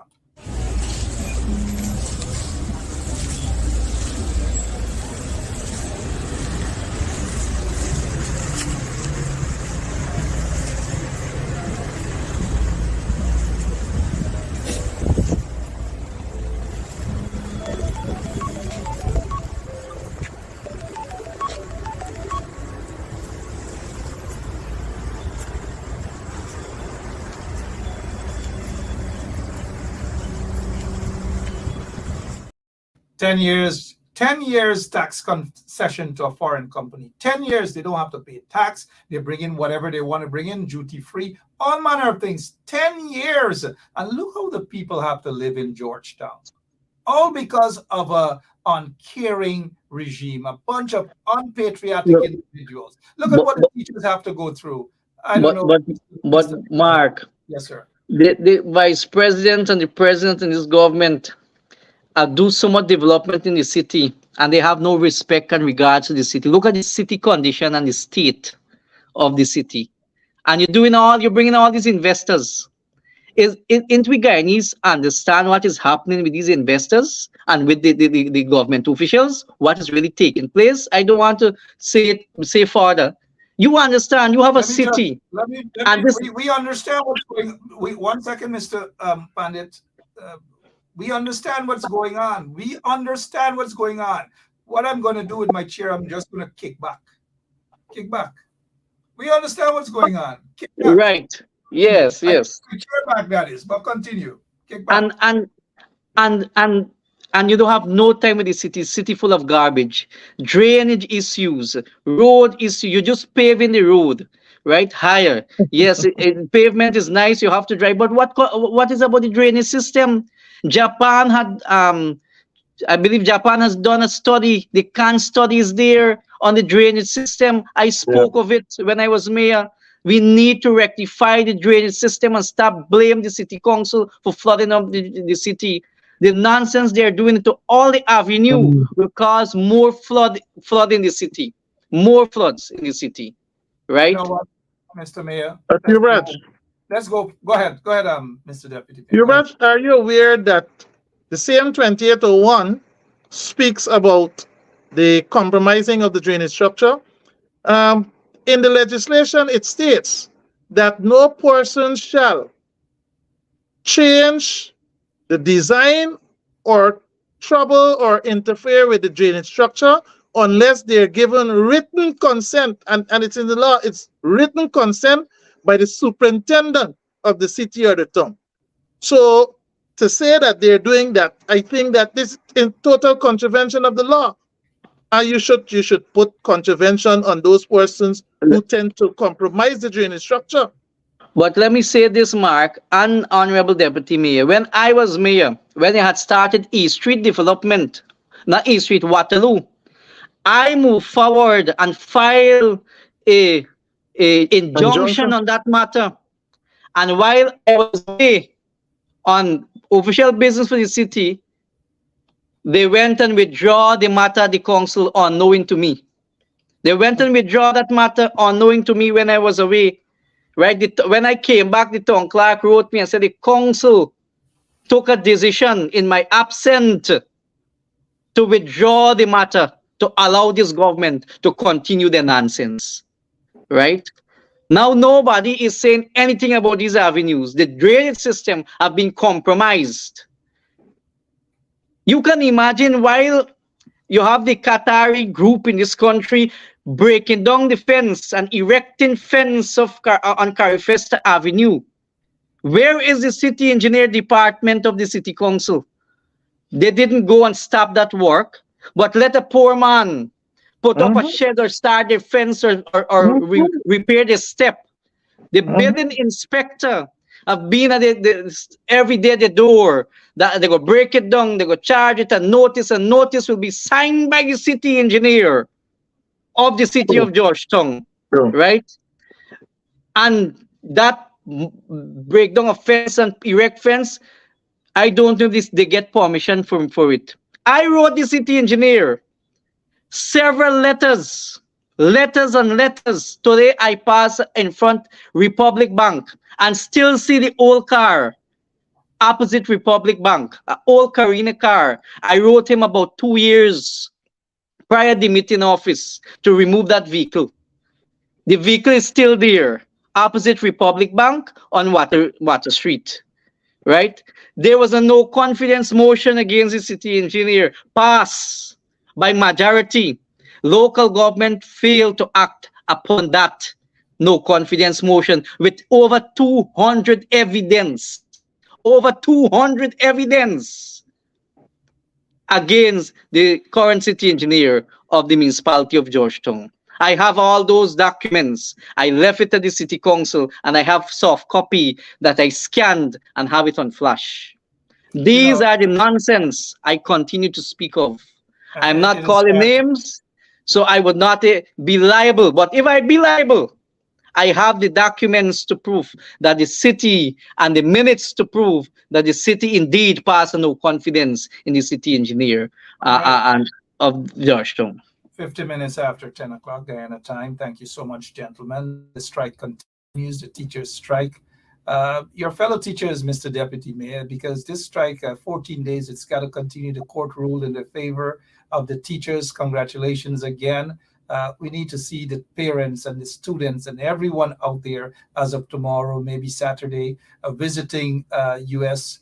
Official will be in Guyana over the weekend. That's the ambassador and hoping that the teachers are and others are going to be out in their numbers as well. Your closing remarks, please, Mr. Deputy Mayor.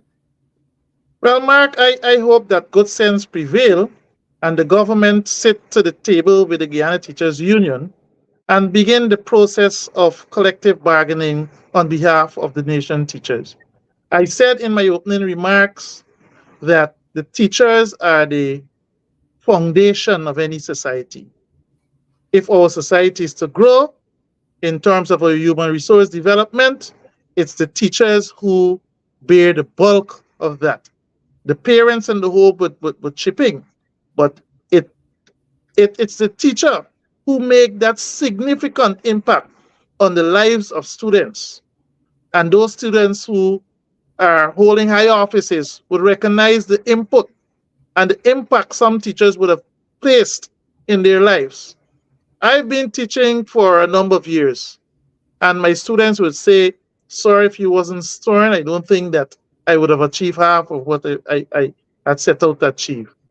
You demanded that we succeed academically, and I applaud the nation teachers for the work that they do from the nursery level right up to the tertiary level, because without this, I think our human resource development would have been flat on its face.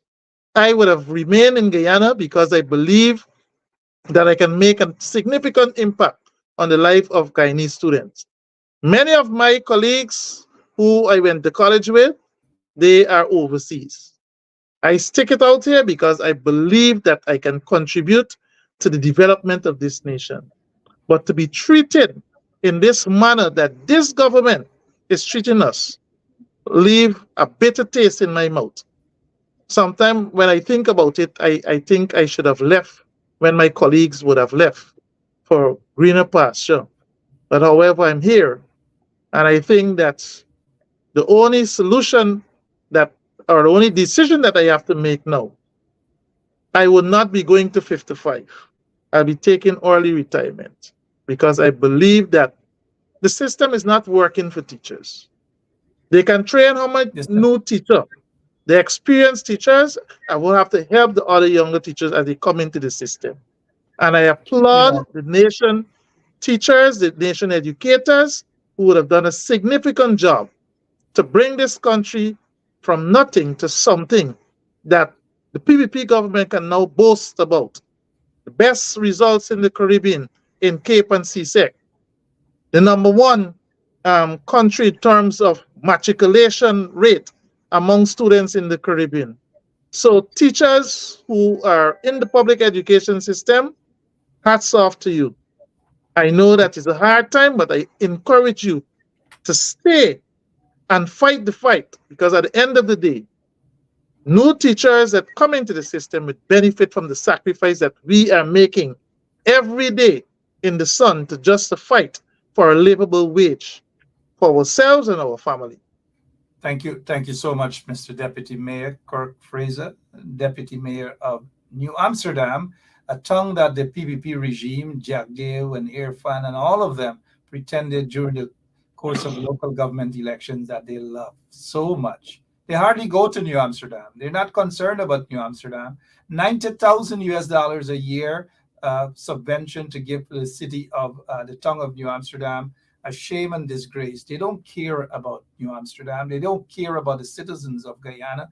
They only care about foreign investors and giving them sweetheart deals and 10 years tax break. 10 years, but yet teachers cannot get not even a dime increase on their salaries. All the teachers have been getting is vindictive actions and very sort of disgraceful remarks coming from either Priya or Jack Dale or either whomever it is. Today at his press conference, Jack Dale said that, look at all the big buildings and hospitals going up, and hospitals, big hospitals, Jack Dale, doesn't amount to a quality health sector. It doesn't. The health sector in Guyana is in shambles as well. Mr. Pandit, Honorable Mayor of Georgetown, former Mayor of Georgetown, your colleagues that you left behind are sleeping. I don't know if you left bottle of sleeping pills to them or whatever, but they're sleeping. Mark, Remarks, please, Mr. I am here not to condemn anyone, but I'm saying you're they, condemning them. no, they need to show leadership. The city need leadership at this point of time. They're not showing leadership at all, because at the top of the regime, there's no leadership. All they get is gangsters and hustlers running the country right now. Your closing remarks, please, sir. I want to say that you make mention that Jagdeo said in his press conference about all the big hospital and building. I want to remind them. I see minister say that the people not going to eat the road, but they're going to use the road to bring out the produce. But I want to remind the minister that we pay in here $50 US to fill up our tanks, while in the United States they're paying about $15 to fill the tanks. And the cost of living that this country is right now is taking place in this country, Jagdeo will need to understand. He should try to go to a school and see what the condition the children and the teachers has been. He need to go and try to survive on a $80,000 or $85,000 a month. Let me put Jagdeo on here, survive on $85,000 a month. See they will able. Show the billions of dollars, and they say they care, but the teachers them in Linden still waiting for that school. They're students in Linden and students and teachers in Georgetown still waiting for schools. Other places, schools that were burned down and they're rebuilding, they give the contract to their friends and families. This is what kids at this primary school.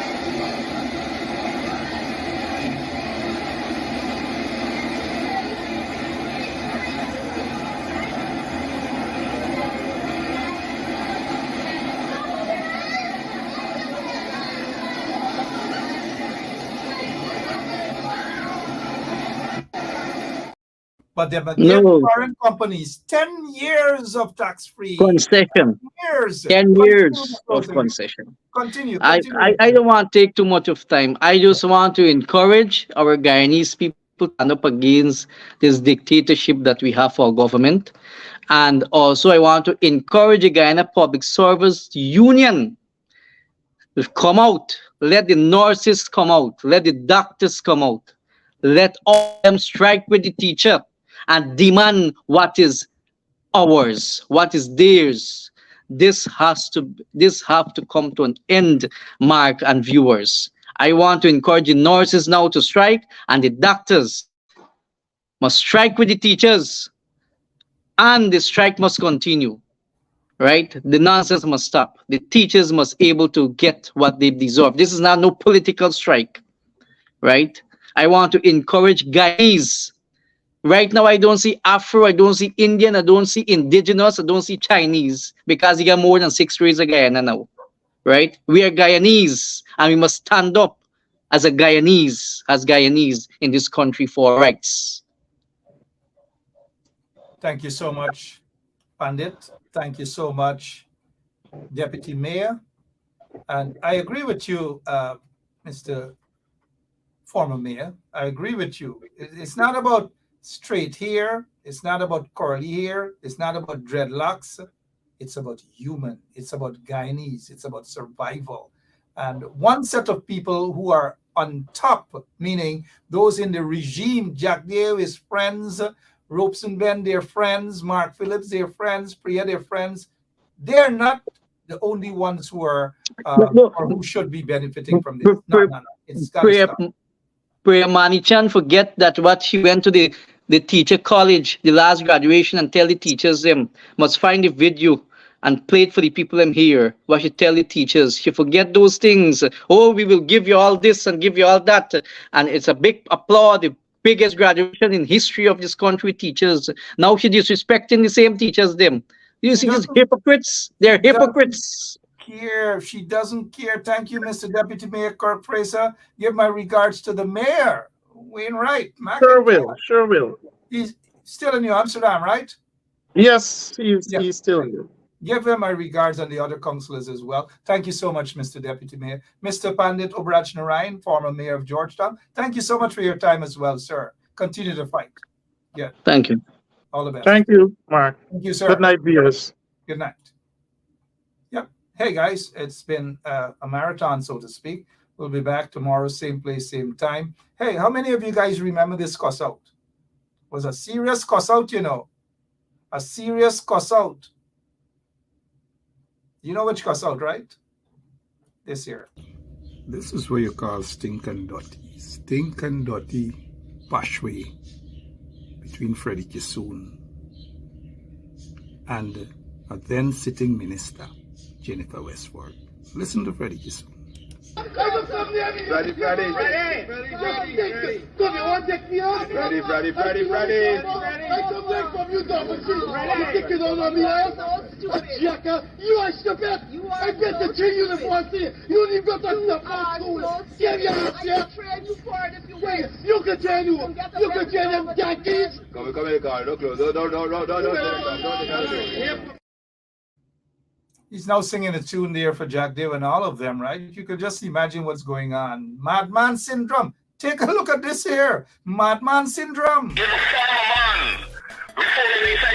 Talk to me! Partner! Them partner don't know me! Critics, listen to me. We understand that. But what I'm saying... Once you call me name... Hear what now? Hear what? Remember, I was not Queen's College boy. I ain't a professional. I only know it one way. Once you call me name, weapons draw, and it's war! What's happening in Guyana, man? And it doesn't stop there, you know. Take a listen to this. Y'all remember this guy? Are you any better? No. You're throwing out a helpless dog? What helpless dog? I don't need a dog in my yard, all right? You want a dog, take it, put it between your legs. Bastard. No, you probably want the dog to fuck you. That's what you want. I don't care. I don't care who you are. I don't care who the hell you are. Fuck you. Yeah, dekha. Now listen to me. You're drunk. Don't let any woman come in my yard. You're bloody drunk. Hello. You like the camera? Charan Das, who was the Guyana High Commissioner to India, right? He's probably, I don't know, probably preparing to go to his make. I don't know, right? But that's what it is. And look at these Nimakaram. Take a look. Right across Ghana, when the ministers of Granger or Nagamutu come here after the 21st of March, you say to them, walk behind them, chase them out. Ridiculous bunch of Pakus in office. It doesn't end. This is a guy who wanted to sell out Guyana, right? Look. You could probably, on the maritime area, give Venezuela a channel out to the sea.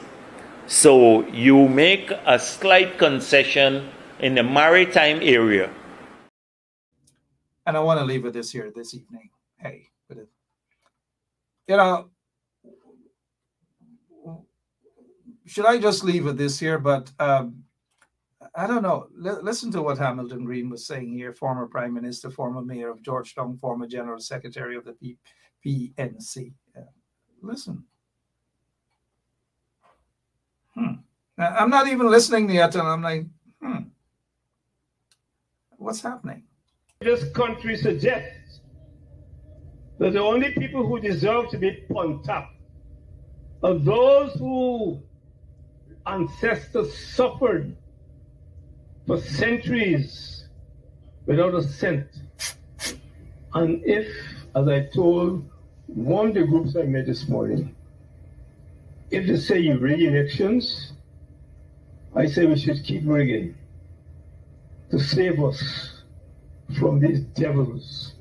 The history of this country suggests that the only people who deserve to be put on top are those who ancestors suffered for centuries without a cent. And if, as I told one of the groups I met this morning, if they say you rig elections, I say we should keep rigging to save us from these devils.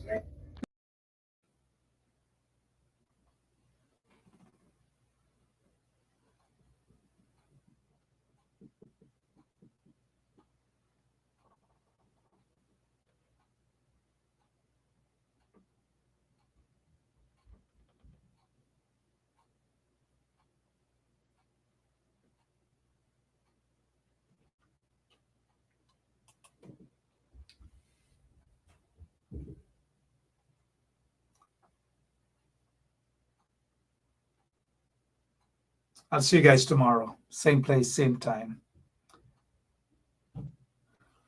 Right here on 107.1 FM. Right here. God bless you. Yeah, my name is Jasmine Caldata, Francis C. Vietnam, and since 1965, I become a voter. And I always place my X next to the cup. And what they are doing today, I can't take it. So I have no more vote to give to PPP anymore. I'm not going to vote anymore no more. If they have to lose by one vote, they're losing it by data. This is attorney Shellen Washington, owner and founder of the Washington Law Firm, located at 455 Utica Avenue in Brooklyn, New York. We're specialized in medical malpractice, personal injuries, matrimonial law, and landlord and tenant. If you're in need of legal representation, please give us a call today. The number to call is 718-877-3100. Consultation is free at no cost to you. So call us today to see if we can be of any assistance to your legal needs. Again, the phone number to call us is 718-877-3100. The Guyana Public Service Cooperative Credit Union will be hosting a special general meeting and elections on Saturday, March 2, 2024. The meeting and elections will be held both virtually and in person in the various regions. Members in Region 4 will be allowed to vote at the Critchlow Labor College, Wilford Avenue. The meeting will be held from 9 a.m. to 1 p.m. Members are asked to be on the lookout for information regarding online voting and regional polling places. Full participation of members is encouraged. Let us move your credit union forward.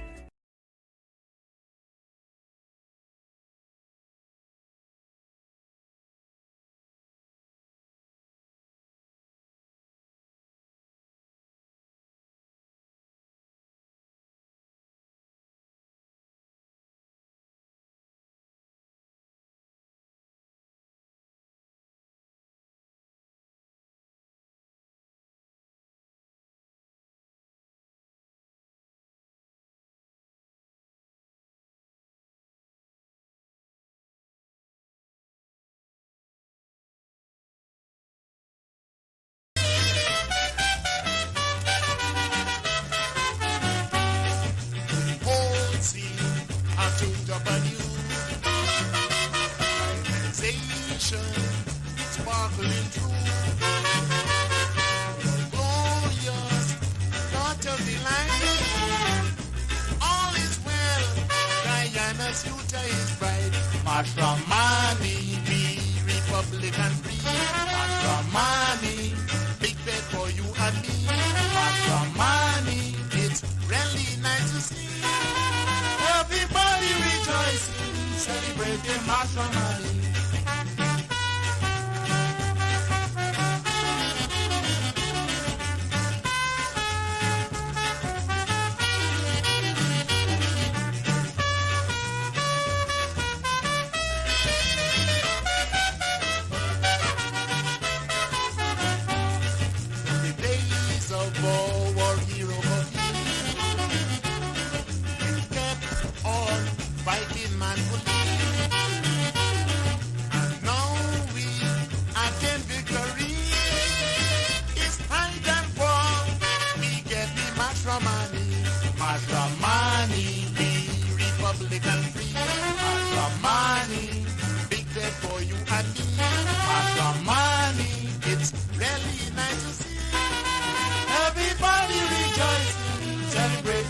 From